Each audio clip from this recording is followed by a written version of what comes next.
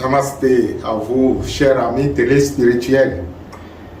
Merci d'être encore au rendez-vous de Aksharat International TV, votre chaîne, notre chaîne d'échange et de partage d'expériences. Et le thème sur lequel nous allons échanger cette capsule, je l'intitule « Voici ce qu'il faut dire aux enfants pour les éveiller ». Voici donc ce qu'il faut dire aux enfants pour les éveiller. Je reconnais que l'éducation des enfants est une entreprise très difficile. Une entreprise tellement difficile que à peine l'enfant sort du ventre de sa maman qu'il est confronté déjà à la société, il est confronté déjà aux problèmes existentiels. Et lorsque, dans la plupart des cas, nous n'avons souvent pas l'âge d'être parents avant de l'être, quand je parle de l'âge, il ne s'agit pas de l'âge physique, je parle de l'âge de votre conscience, parce que vous auriez pu constater que les premiers enfants sont souvent sacrifiés par le bâton, par des brimades, par disons une éducation sévère. Et quand les parents grandissent en conscience et aussi bien en âge, généralement, ils commencent par retrouver une certaine douceur dans l'éducation. C'est le constat. Et encore là, c'est point d'interrogation. C'est tellement point d'interrogation que lorsque l'enfant s'échappe de vous et se retrouve dans la société, ça devient encore plus difficile. C'est tellement plus difficile que les premières impressions que l'enfant commence par avoir de lui-même et de la société sont très déterminantes. C'est tellement déterminant que ça commence par façonner sa perception de lui-même et sa perception de l'environnement dans lequel il se trouve. Et comment il doit interchanger avec les autres. Sans moyens, sans capacité et dénudés de ressources intérieures, les parents n'ont d'autre choix que de confier l'éducation de leurs enfants aux différentes institutions, soit l'institution qu'est l'école, et ça c'est le plus souvent, l'institution qu'est leur mouvement spirituel, la religion, et ça c'est également ce qui se passe.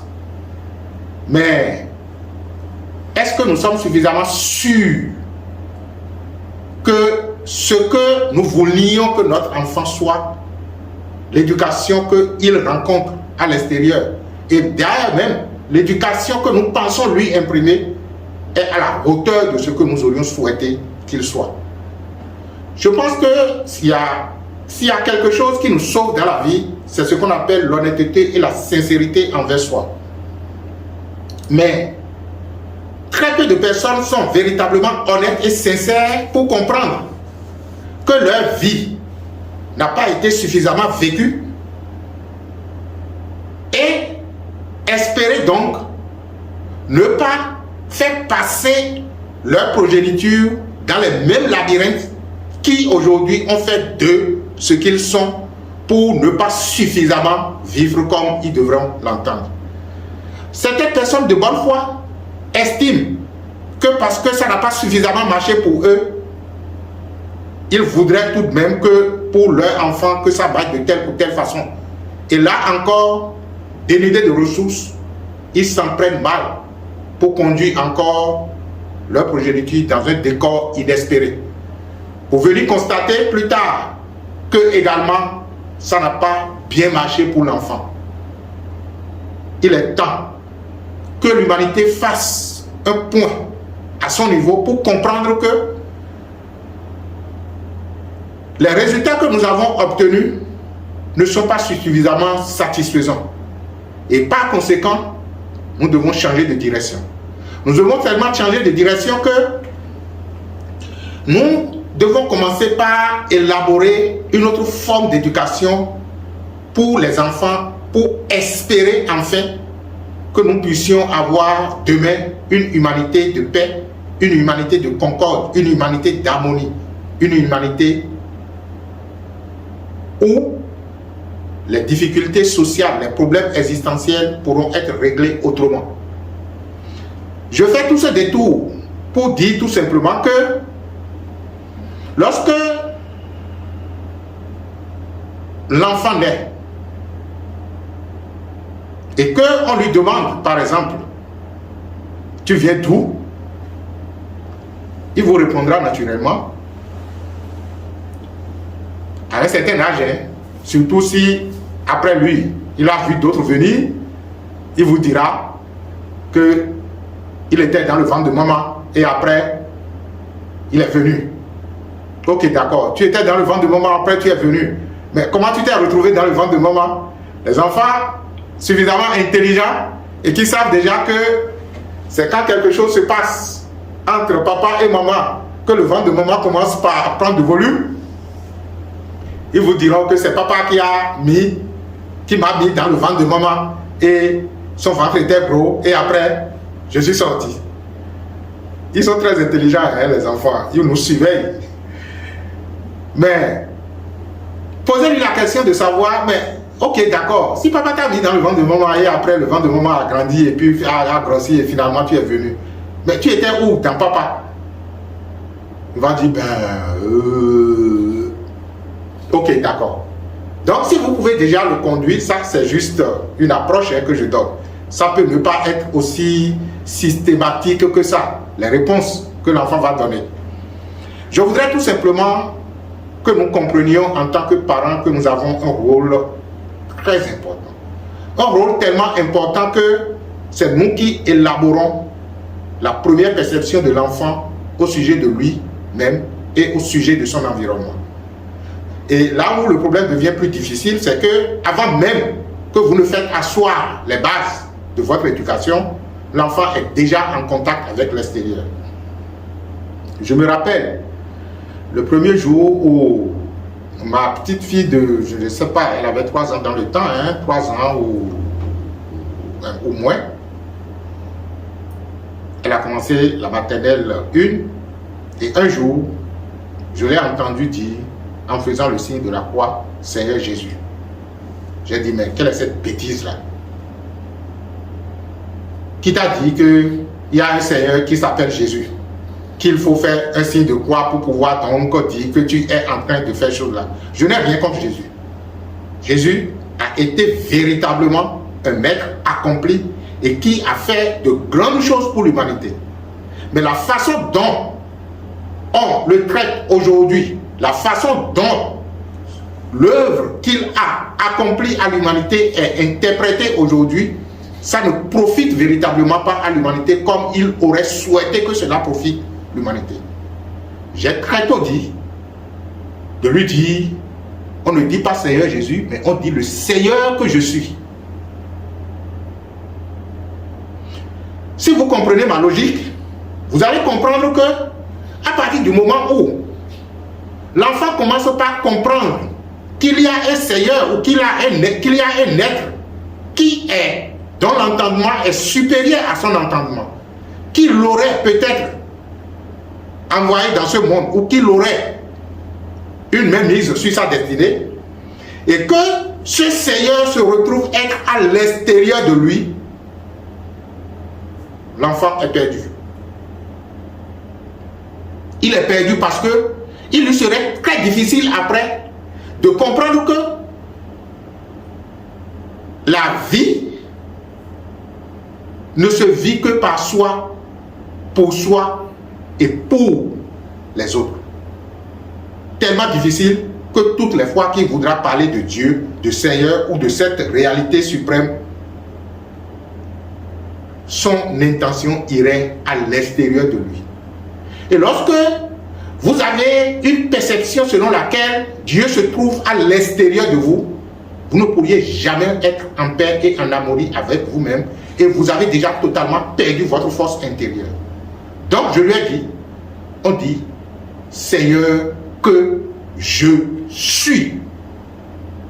Il reste maintenant à lui expliquer progressivement pourquoi le Seigneur est le je suis. Et d'ailleurs, lorsque Jésus disait je suis le Christ, Il n'a jamais dit « je suis l'unique Christ ». Chacun de vous est le Christ. Parce que le Christ est universel et chacun le personnalise. Et dans notre processus spirituel, dans notre processus d'éveil spirituel, chacun de nous devra arriver à personnaliser ce impersonnel pour en faire sien.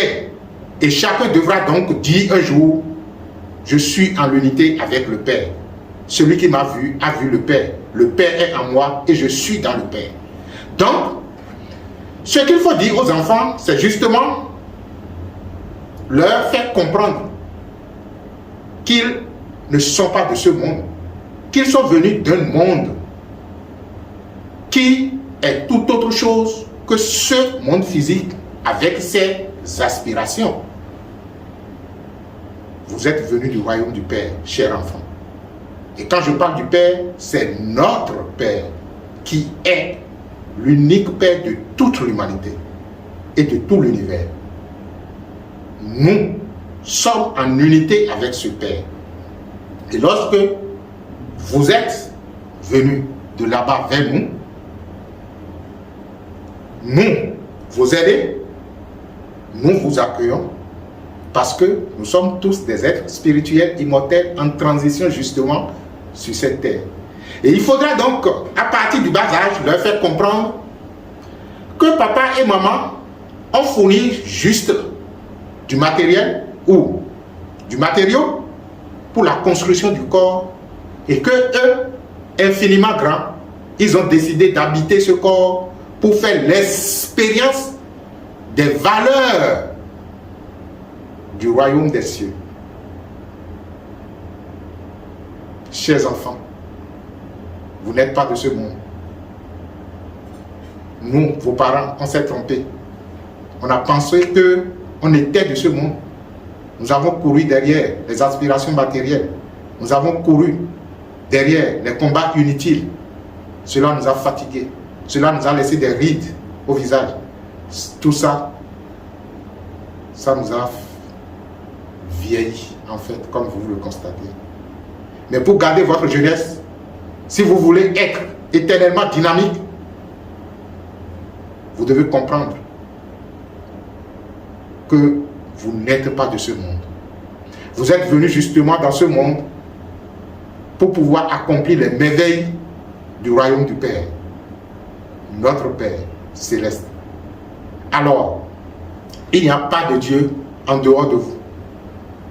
Vous êtes le Dieu qui est venu dans ce monde pour faire l'expérience d'être ce qu'il est. Donc, si vous êtes en unité avec le Père, ce que vous avez à accorder à vous-même et aux autres, c'est justement l'amour. Si vous êtes venus du royaume céleste, ce sont les attributs du royaume céleste que vous avez à partager avec nous. Et vous le faites déjà si bien. Mais nous ne vous comprenons suffisamment pas. On ne vous comprend pas parce qu'on aurait souhaité que vous soyez à notre image. Alors que, sincèrement, nous reconnaissons que cette image ne nous a pas apporté satisfaction. Alors, vivez votre innocence, chers enfants. Vivez votre état d'être immortel. Vivez votre état d'infinité et vivez votre état de vitalité. Vous n'êtes pas de ce monde. Vous êtes venus dans ce monde pour accomplir les merveilles du royaume de notre Père. Voici ce qu'il faut dire aux enfants, leur faire comprendre naturellement qu'ils ne sont pas de ce monde, mais qu'ils sont venus dans ce monde pour accomplir les merveilles. Quelle que soit l'aspiration que vous avez pour votre enfant, vous vouliez quand même qu'il soit heureux. Et le bonheur n'est pas une aspiration matérielle, le bonheur est une aspiration intérieure. Et pour retrouver cet état d'être, de paix, d'intériorité et d'unité avec soi, il faut que l'enfant comprenne qu'au-delà de son corps, il est un être spirituel. Il est un être immense, il est un être grand. Et que ce corps qu'il porte ne peut le contenir. Le corps est juste un canal à travers lequel il est venu partager les attributs du royaume céleste avec le monde des humains. Alors partagez, partagez, partagez ce que vous êtes. Vous êtes la paix, Vous êtes l'amour. Vous êtes l'abondance et la richesse. Vous êtes la joie. Vous êtes la magnificence au-delà de tout entendement humain. Vous n'êtes pas de ce monde. Vous êtes ce que vous êtes et ce que vous serez toujours. Je suis content si les parents qui écoutent cette émission la partagent avec les enfants, quel que soit leur âge. Faites de votre mieux pour leur expliquer que vous avez échoué. Parce que si à 40 ans, 50 ans, 60 ans, 70 ans, vous n'êtes pas encore arrivé à l'unité de vous avec vous-même et que vous commencez déjà par compter, par faire le décompte, cela veut dire que le marché s'en va déjà clôturer. Je me rappelle qu'il y a un monsieur qui disait ça à l'autre, qui a une soixantaine d'années. S'il ne sait pas que c'est déjà le soir et qu'il doit commencer par ranger dans le marché. L'autre lui dit, mais pourquoi tu me dis ça? Si j'allumais l'électricité. Il dit, mais tu oublies que nous sommes à une heure où un marché peut s'animer la nuit. Il suffit seulement de mettre le nécessaire. Donc lui, qu'il est prêt à mettre de la lumière pour que le marché continue de s'animer. Donc, c'était pour me faire rire un peu. Ok, voilà, donc, faites de votre mieux pour que les enfants ne s'identifient pas trop à leur corps parce que, et aux choses matérielles, ils sont des êtres spirituels, ils sont venus dans ce monde par un heureux hasard pour embellir ce monde. Ils ont apporté la beauté des cieux dans ce monde. Voilà ce qu'ils sont venus faire. Et il faudrait qu'ils en soient conscients. L'enfant qui est conscient qu'il n'est pas le corps, l'enfant qui est conscient qu'il n'est pas de ce monde, mais qu'il a apporté toute la richesse du ciel sur terre, cet enfant est un enfant équilibré, un enfant harmonieux, un enfant donc en paix avec lui-même, un enfant déjà éveillé à de bas âge qui pourra progressivement embellir l'humanité. Merci à vous d'être au rendez-vous et je vous aime. Bye bye, que la bénédiction soit.